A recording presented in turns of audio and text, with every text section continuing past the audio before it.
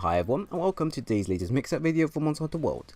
Today's set is going to be focused around the Queen's Vespoid Hunting Horn, with the build in mind focused around improving its base attack and raw, even more for a weapon that's severely underused.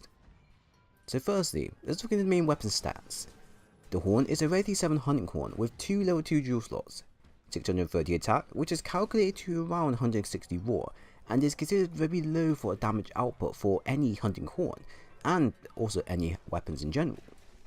It also has moderately good sharpness, with white sharpness given straight away when purchased, but only small amounts, no affinity, 300 paralysis, 2 augmentation slots, and a average list of songs that are very situational for their use, and not the all-rounder best to have on a hunting horn at all. So as you can see with the weapon, it looks amazing and very colourful for a horn, with its very unique design and colorization. At the same time, its sharpness is very useful for those that don't want to invest so heavily into handicraft, just to reach white for the weapon, which allows you more freedom in terms of what you want to purchase and add on for your gear. Also, the status it has is pretty great for a weapon which allows you to stop monsters' movement much more easier, which for a hunting horn that has the ability to cause exhaustion and KO damage is very top tier when you think about it. That, and the 2 level 1 jewel slots and 2 augmentation slots offer room for further customization for whatever you want to build this weapon around, so it is pretty flexible straight away. However, the bad side of this weapon is probably one of the main reasons as to why it's highly underused, and that is the low raw and attack range and songs. As you can see, its attacks and raw are extremely low for an entry weapon, being completely sideswiped by other hunting horns with better attack and raw values. At the same time, its songs are debatable and situational at best, as only 4 out of the 6 songs are useful for you and your team, being self-improvement, stamina use reduced large, wind pressure and defense up. But even then, only 2 of the songs which are stamina up and self-improvement are the only worthwhile songs to use for all situational fights, while the rest are only good against certain monsters or worth using just for their recital damage. It's because of these 2 areas that I see this weapon being ignored by the many, simply because it offers less to the table compared to the Basil hunting horn or Nurge hunting horn or even Teostra hunting horn, which is even more situational with some of his songs. If his songs were ideally good, or even his attack bumped up into the 700 to 750 ranges, then I could see his weapon being one of the many top tier weapons to use, just for his stats alone. But currently, it's not worth using for endgame unless you build around his weakness, which is what I've currently got for you.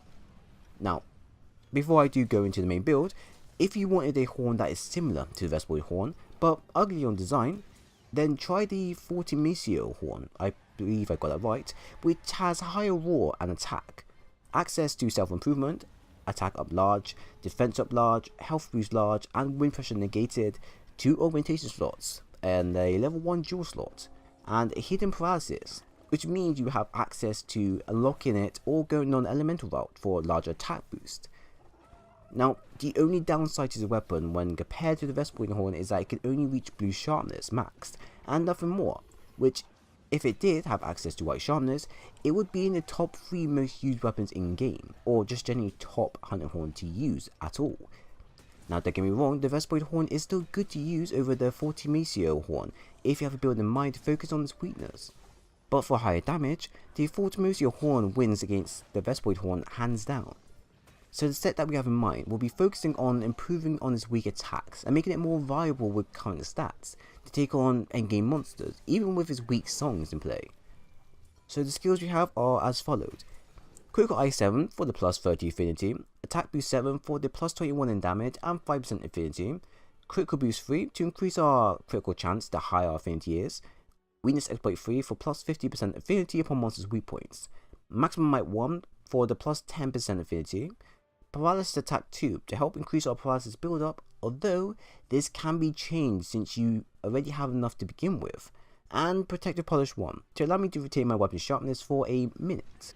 Overall, this will give you 823 attack, which is 196 raw, including charms and talons, 95% affinity, 427 defense, including charms and talons, and 340 paralysis, which is 34 per activation. So the damage we have is a lot better than what we had before, and is now much more viable against all monsters you face. Although its raw is only around 190 and won't be doing deep rarer type of damage upon initial hits, it will be doing a substantial amount of damage, which is around 25 to 50 to 75 to 100 on some cases. Nothing too crazy, but nothing too lacking on our end. Also, our songs can allow us to build exhaust and paralysis damage easily when played, and perfectly timed right. So you can basically lock a monster down for a set duration if you play aggressive and focus on the head. I also don't have any Ogs on my weapon, since I don't have the necessary ones available.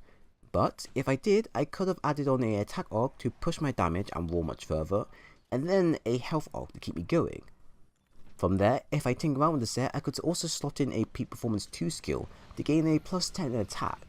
But it would mean I would need to sacrifice my sharp jewel, which isn't something worth getting rid of because of the white sharpness damage multiplier in play, and how extremely useful it is in terms of certain hunts and fight you up against. We can also get rid of the paralysis jewels if you wanted to, for the item prolonger jewels instead, which can help with increasing our sharp jewel duration for a tad longer.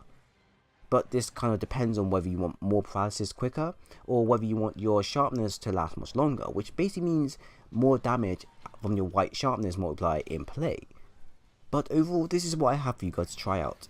It's great for multiplayer and great for solo play now, but it's nothing too game changing, as the songs are still very situational, and the sharpness, although great for increased damage, it can still run out quickly with ease if you don't make full use of the set duration given.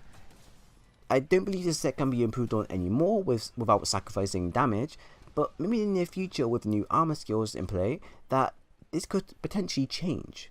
We don't know yet, but let's hope. So that comes to the end of my video. I do hope you enjoyed it. If you did enjoy my content, then do leave a like, a sub, and also do press the bell button to stay always updated to when I upload, as I appreciate a lot if you do. But like always, thank you for watching, and I do hope to see you again soon.